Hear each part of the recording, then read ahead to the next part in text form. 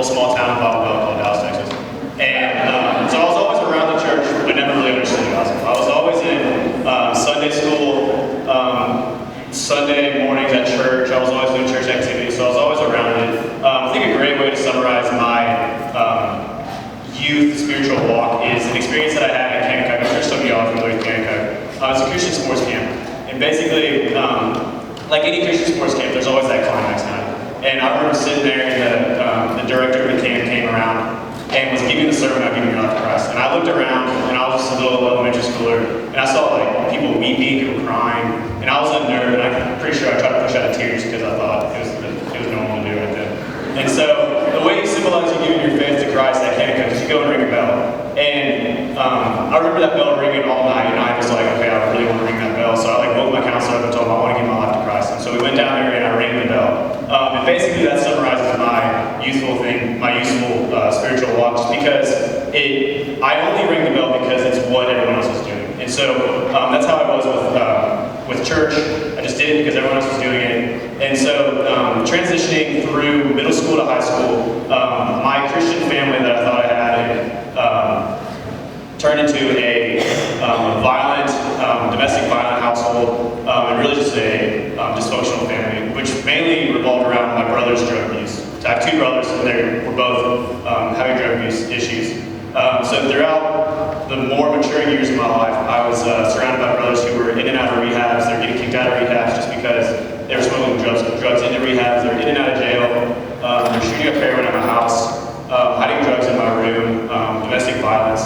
And I remember a few times, one time my brother got like a drug deal went bad. He got beat in the face with a baseball bat and almost drowned in his own blood. And he also got high and ran in front of traffic and got hit by a car and had a brain aneurysm on a highway. And so I remember laying in bed and really just thinking to myself, like, I really don't care what happens to my brother. So I really just calloused myself to emotion at that point and kind of just tried to ignore the issues that were going on with them. And I also saw how it was affecting my parents and my family, so I pretty much vowed that I was going to be successful and please my parents, because I saw how heartbreaking it was for them to have two children that were ruining their lives, basically, and my parents had to watch it. And so this success that was driven to please my parents going into high school, it really just turned into a self-ambitious desire just to be successful in any way I could. Whether that was grades, soccer, girls, partying, anything that I was successful at, I just went straight for it.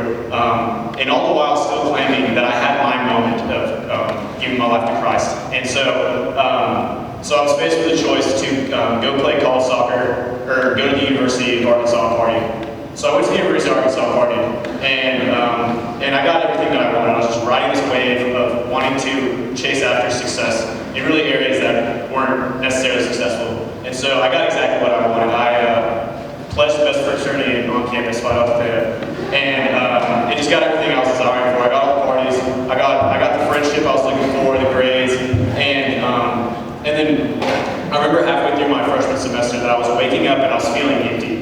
For some reason, these mistakes that I was making that were just looking like mistakes, for the first time, I realized that they were sin, and I was feeling convicted for it, and I was feeling dirty whenever I woke up in the morning.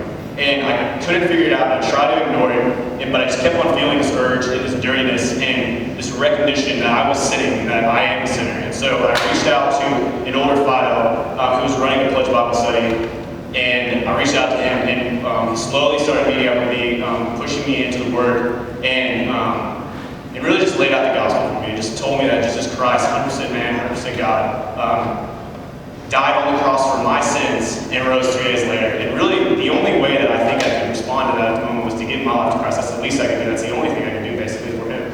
And so I gave my life to Christ at the Zaxby's on MLK. And I was expecting this enlightened moment to just, I don't know, like grow angel wings or something.